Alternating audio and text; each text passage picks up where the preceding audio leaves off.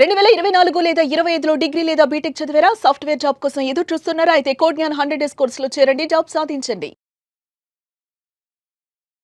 నమస్తే, welcome to Suman TV. నేను మీ సాయి భైరి. ప్రస్తుతం బంగారం ధరలు ఏ రకంగా ఉన్నాయి, రాబోయే రోజుల్లో తగ్గుతాయా పెరుగుతాయా, అంతర్జాతీయ పరిణామాలు ప్రస్తుతం గోల్డ్ సిల్వర్ పైన ఏ రకంగా ఉన్నాయో తెలుసుకునేటువంటి ప్రయత్నం చేద్దాం. మనతో పాటు బ్యాంకింగ్ ఎక్స్పర్ట్ చలపతిరావు గారు ఉన్నారు. సార్ నమస్తే. సార్, బంగారం ధరలు మొన్నటి వరకు 2 లక్షలు తాకుతున్నాయా అనే కాడి నుంచి ఇప్పుడు కిందికి పోతూ వస్తున్నాయి. బట్ మళ్ళీ ఏదో ఒక చిన్న సంకేతం, ఇరాన్ అమెరికా యుద్ధం కానీ ఇంకేదో సంకేతం మళ్ళీ పెరుగుతాయనేటువంటి మాట వినపడుతుంది. నిజంగానే బంగారం పెరుగుతుందా రాబోయే రోజుల్లో? మళ్ళీ కొంత పెరుగుతుందండి, ఇందులో డౌట్ లేదు. ఎందుకంటే నిన్ననే అమెరికా టారిఫ్లు ఇండియా మీద 10% పెంచారు. 18% ఉండేది మళ్ళీ 28% చేశారు. సో ఎప్పుడైతే 28% చేశారో ఎక్స్పోర్ట్స్ తగ్గిపోతాయి. న్యాచురల్గా ఎక్స్పోర్ట్స్ తగ్గిపోతాయి. ఇంత కాస్ట్ పెట్టి తీసుకొచ్చి అక్కడ అమ్మడం కష్టం. సో వేరే దేశం నుంచి తేవాలి లేదా ఎక్కువ కాస్ట్కి అమ్మాలి, కాబట్టి ఎక్స్పోర్ట్స్ తగ్గిపోతాయి ఇండియాలో. దీనివల్ల షేర్ మార్కెట్ పడిపోతుంది. ఇప్పుడు 26,000 నుంచి మెల్లగా 25,200కు లేదా 25,000 కన్నా తక్కువకో వచ్చినా కూడా ఆశ్చర్యపడక్కర్లేదు. నిఫ్టీ ఆశ్చర్యపడక్కర్లేదు. సో ఇది ఈ టర్మాయిల్ అంటే ఈ క్లిష్టమైన పరిస్థితి ఉన్నంతకాలం బంగారం పెరుగుతుంది. ఎందుకంటే మనం డాలర్లోనే కొనాలి. డాలర్ ఇప్పుడు 90-50 పైసలు ఉంది. ఈ మెల్లగా మళ్ళీ 91-92కి వెళ్తుంది. ఇందులో 10 పైసలు పెరిగిందంటే అక్కడ గోల్డ్ రేట్ పెరిగిపోతుంది. 10 పైసలు పెరిగినా కూడా ఆ రోజు గోల్డ్ రేట్ పెరుగుతుంది. ఈ డాలర్ అలా పెరుగుతూ ఉంటే ఒక 10 పైసలు రోజుకి లేదా ఒక 20 పైసలు జంప్ ఇచ్చినా, అంతకుముందు ఇచ్చింది మనం జనవరిలో చూసాం, ఒకేసారి 30 పైసలు జంపు, 40 పైసలు జంపు అలా వచ్చింది అనుకోండి, అతలాకుతలం అయిపోతుంది. అమెరికా రష్యా ఇద్దరు కలిసి డాలర్లో వ్యాపారం చేయబోతున్నారు. దాని కారణంగా లక్షలోపు పడిపోతుంది బంగారం అనేటువంటి ఒక వార్త వచ్చింది. అలాంటి సంకేతాలు ఏమైనా ఉన్నాయా? అలాంటివి లేవండి. ఎందుకంటే రష్యా అమెరికా వాళ్ళు ఎప్పుడు కొట్టుకోరు. ఇంకోళ్ళు కొట్టుకుని ఎలా చూస్తారు వాళ్ళు, లేదా వాళ్ళు ఆక్యుపై చేస్తారు, వేరే దేశాన్ని వాళ్ళు ఆక్యుపై చేస్తారు తప్ప వాళ్ళు ఏం కొట్టుకోరు. అది జరిగే పని కాదు. రెండోది ఏమంటే అమెరికా యొక్క సార్వభౌమాధికారాన్ని అంగీకరించకూడదు అని భారతదేశం ఒక గట్టి స్టాండ్ తీసుకుంది. ఇది ఎక్కడ చెప్పట్లేదు. అందుకనే మనం యూరోప్తో ఒప్పందం చేసుకున్నాం, రష్యాతో ఒప్పందం చేసుకున్నాం, మన ఫ్రాన్స్తో చేసుకున్నాం. అమెరికా కాకుండా అమెరికా +1 అనేటువంటి నినాదంతో సెంట్రల్ గవర్నమెంట్ పోతుంది. సో దీని ఇంపాక్ట్ మాత్రం మెల్లగా వస్తుంది, కానీ కొంతవరకు పెరుగుతుంది బంగారం. ఇప్పుడు 156, 157 నుంచి సుమారుగా 180,000, 170,000, 190,000 దాకా రావచ్చేమో. కానీ ఒకసారి ఈ ఒప్పందం కుదిరి మనం మార్కెట్ స్టడీ అయిందంటే మళ్ళీ అమెరికా దిగి వస్తుంది, తప్పదు. లేకపోతే వాళ్ళ ఎక్స్పోర్ట్స్ మనకు రావు, మన ఎక్స్పోర్ట్స్ వాళ్ళకి పోవు. అక్కడ ఇన్ఫ్లేషన్ పెరుగుతుంది. అక్కడ ఇన్ఫ్లేషన్ పెరిగితే జనాలు తంతారు. ఇక్కడ కాదు. ఇక్కడ 5% కాదు 10% పెరిగిన వాళ్ళు అడిగి వెళ్ళారు. మా అయితే గవర్నమెంట్ మారుతుంది, అక్కడ అలాగే దించేస్తారు. ఇక మళ్ళీ ఆ పార్టీ ఇంకో 10 ఏళ్ళ దాకా ఎక్కదు. అది పెద్ద ప్రాబ్లం ఉంది అక్కడ. ఆ పార్టీ ఇంకా 10 ఏళ్ళ దాకా మళ్ళీ ఎక్కదు పైకి. అది ప్రాబ్లం ఉంది. కాబట్టి రెండోది ఈయన తూకుడు విధానం అది జనాలకి నచ్చడం లేదు. నేను కింగ్ని అంటే ఎవరు ఒప్పుకోవట్లేదు. కాబట్టి అమెరికాకు వ్యతిరేకంగా ఇండియా తీసుకునే స్టాండు వాళ్ళకి అర్థమైపోయి నేను టారిఫ్లు మళ్ళీ 10% పెంచారు. కొంత ఇంపాక్ట్ గోల్డ్ మీద ఉండేమాట నిజం. ఎంతవరకు ఉండొచ్చు సార్? ఎంతవరకు? 180,000, 170,000 ఆ రేంజ్లో వస్తుంది. 180,000, 170,000 1 మంత్లో ఈ నెల లోపల వచ్చేస్తుంది. ఈ ఫిబ్రవరి 2 నుంచి మార్చి 15 లోపల వచ్చేస్తుంది.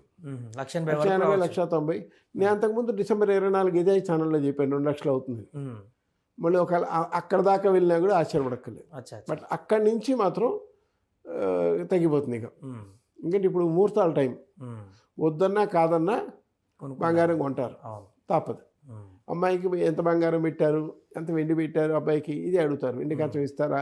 ఆరిపోతాడు. వెండి కంచం ఇచ్చినా కూడా ఈ రోజుల్లో ఆరిపోతారు. అంటే 1 కిలో వెండి కావాలా? వెండి కంచం అంటే 1 కిలో వెండి ఏం తక్కువ ఉందా? కాదు కదా. ఈ పెళ్ళిళ్ళ సీజన్ కాబట్టి బంగారానికి డిమాండ్ ఉంది, కాబట్టి ఈరోజు పెరుగుతుంది. ఇప్పుడు వెండి కూడా 4 లక్షల దాకా పోయి ఇప్పుడు మళ్ళీ కిందికి వచ్చేసింది. అది కూడా పెరిగే అవకాశం ఉంది. వెండి తగ్గుతుందండి, వెండి తగ్గుతుంది, ఇంకా తగ్గే అవకాశం. ఎందుకంటే వెండికి పెద్ద డిమాండ్ లేదు ప్రస్తుతానికి. డిమాండ్ లేదు. అందరూ చాలామంది కొనేసి ఆపేశారు. కొనాల్సిన కంట్రీలన్నీ కొనేసి ఆపేసాయి. బీద కంట్రీలు బంగారం లేకపోయినా వెండి అనే కొన్నారు. ఈ అమెరికాతో పడలేను రా బాబు అని. ఇప్పుడు ఆ బాధ లేదనమాట. అంటే ఇప్పుడు ఇండియా ఇప్పుడు బ్రెజిల్తోనూ, ఇటు రష్యాతోనూ, ఇటు ఫ్రాన్స్తోనూ, ఇటు జపాన్తోనూ ఈ ఒప్పందాలు చేసుకోవడంతో అమెరికా వాళ్ళకి మెల్లమెల్లగా మాడుమోగుతుంది. అది కొంచెం టైం పడుతుంది. కానీ దాని ఇంపాక్ట్ వచ్చిన తర్వాత మార్చి తర్వాత నుంచి మనకి స్టడీ అవుతుంది. ఇంకా బంగారం పెరగకపోవచ్చు, ఆ తర్వాత పెరగకపోవచ్చు. 1.80, 1.90 దాకా వచ్చి అయిపోతుంది. ఆగుతుందా మళ్ళీ కిందికి వస్తుందా సార్? అంటే ఒక 5,000, 10,000 అటు ఇటు ఉంటుంది తప్ప ఆ రేట్లో స్టాండర్డ్గా ఉంటుంది. స్టాండర్డ్ ఇంకా పెరగదు, మరి కింద పడిపోదు. ఇంకా అమెరికా కాళ్ళబేరానికి వస్తే తప్ప తగ్గదు. అమెరికా ఒకవేళ కాళ్ళబేరానికి వచ్చింది అనుకోండి, అప్పుడు తగ్గుతుంది. అంటే మార్చి క్వార్టర్ అనేది చాలా కీలకమైన క్వార్టర్. అంటే మార్చి నుంచి జూన్ లోపల ఏం జరుగుతుంది అమెరికాలో అనేది చూడాలి. వాళ్ళు ఏం చెప్తున్నారంటే ఎంప్లాయ్మెంట్ జనరేషన్ పెరిగింది, కొంతలో కొంత ఇన్ఫ్లేషన్ తగ్గింది, పాజిటివ్ ఎఫెక్ట్స్ అక్కడ కనిపిస్తున్నాయి. కానీ ఈ పాజిటివ్ ఎఫెక్ట్స్ టెంపరీ అనేటువంటి ఒక ఆలోచన కూడా చాలా ఎక్కువ ఉంది. ఎందుకంటే మధ్యలో నువ్వు కొంతకాలం సడలించావు ఈ టారిఫ్లు, సడలించావు కాబట్టి మళ్ళీ జనాలకి ఇన్ఫ్లేషన్ పెరగకుండా కంట్రోల్ అయింది. ఇప్పుడు మళ్ళీ ఇన్ఫ్లేషన్ పెరిగింది అనుకో, టారిఫ్లు ఎక్కువైపోయి, ట్యాక్స్లు ఎక్కువైపోతే మరి ఏదైనా కష్టమే కదా, మనం కూడా కొనలేము. కాబట్టి ఆ ఇంపాక్ట్ చాలా హెవీగా ఉంటుంది. సో 1.80 నుంచి 2 మధ్యలో సెటిల్ అవుతుంది. ఇప్పుడు ఒకవేళ నెక్స్ట్ మంత్ ముహూర్తాలు హెవీగా ఉన్నాయి కాబట్టి వాళ్ళు ఇప్పుడే కొంటే బెటర్ అంటారా? ఒక 4-5 రోజులు అవుతా బెటర్? వేరే ఆప్షన్ లేదు. ఇప్పుడు కొంచెం రీజనబుల్గా ఉన్నాయి కాబట్టి ఇప్పుడే కొనేసుకోవాలి. ఇప్పుడే కొనేసుకుంటే రేపు మే 13 దాకా ముహూర్తాలు ఉన్నాయి ఆల్రెడీ. ఈ లోపల కొనుక్కుంటే నడుస్తుంటుంది. జనాలు కూడా తెలుగులో వాళ్ళండి, మనం చెప్పక్కలేదు, కొనేస్తారు. ఇవాళ ఏదో తక్కువలో ఉంది కానీ వేళ కొనేద్దాం కొనేస్తారు. ఒక 5,000 తగ్గినట్టే కదా, ఒక 10,000 తగ్గినట్టే కదా. ఒక 20 గ్రాముల బంగారం అమ్మాయికి పెట్టామంటే ఒక గ్రాముకు 1,000 రూపాయలు తీసుకుని 20,000 తగ్గినట్టే కదా, అది ఇంకో ఖర్చుకు వస్తుంది కదా. ఇట్లా ఆలోచించడం అనేది ఎకనామికల్ థింకింగ్ అనేది జనాల్లో బాగా పెరిగిపోయింది. సో అందుకు మాత్రం మనం ట్రంప్ని మెచ్చుకోవాలి. జనాలకి ఎకనామికల్ థింకింగ్ అనేది, దేశాలకు కూడా ఎకనామిక్ థింకింగ్. అమెరికా +1 అనే పాలసీ ఆల్మోస్ట్ అన్ని కంట్రీలు పాలిస్తున్నాయి. కాబట్టి దెబ్బ పడుతుంది వాళ్ళకి, మనం సుభిక్షంగా ఉంటాం. ఇప్పుడు ఇన్వెస్ట్మెంట్ పెట్టుకున్న వాళ్ళకి కూడా సరైన టైం అంటారా సార్ గోల్డ్ మీద? ఇప్పుడు పెట్టుకోవడానికి మంచి టైం కాదు. అంటే స్టడీ అవుతుంది తప్ప ఇంకా పెద్దగా పెరిగే అవకాశాలు లేవు. పెద్దగా పెరిగేటైతే ఇన్వెస్ట్మెంట్ చేసుకోవచ్చు. పెద్దగా పెరిగే అవకాశాలు నాకు తెలిసి అయితే లేవు. ఇంకొక రేపొద్దున ఈ ఉక్రెయిన్ వారు కూడా ఆగింది అనుకోండి, అసలు పడిపోతుంది.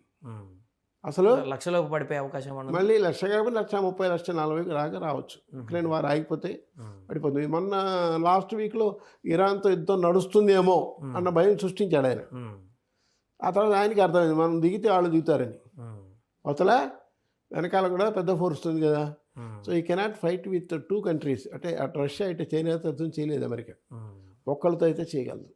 అది సమస్య. ఆ సమస్య అర్థమై ఆయన వెనక్కి అడుగేశాడు. రష్యా చైనా 35% టారిఫ్ వేసినా కూడా వాళ్ళు భయపట్టలేదు. ఎందుకంటే ప్రపంచంతో మార్కెట్ ఉంది, నువ్వు కొనకపోతే పోయి పుల్లాయి అంటున్నారు. ఇండియా కూడా ఆ పరిస్థితి రావాలనే గవర్నమెంట్ ప్రయత్నం చేస్తుంది. ఇది మాత్రం చాలా శుభ పరిణామం, దేశానికి చాలా మంచి జరుగుతుంది. అమెరికా +1 అనే పాలసీ చాలా గొప్పగా ఉంటుంది. Right sir, thank you so much. అది ప్రస్తుతానికి బంగారం వెండి ధరలకు సంబంధించినటువంటి అంశం. వచ్చే నెలలో ప్రస్తుత అంతర్జాతీయ పరిణామాల నేపథ్యంలో కొంతమేరకు పెరిగేటువంటి అవకాశం ఉంటుందంటూ కూడా వారు చెప్తున్నారు. ఒక పాయింట్కి వచ్చిన తర్వాత 1.8 or 1.9 వచ్చిన తర్వాత మాత్రం స్టడీగా అక్కడి నుంచి మూవ్ అయ్యేటువంటి అవకాశం ఉన్నట్టుగా చెప్తున్నారు.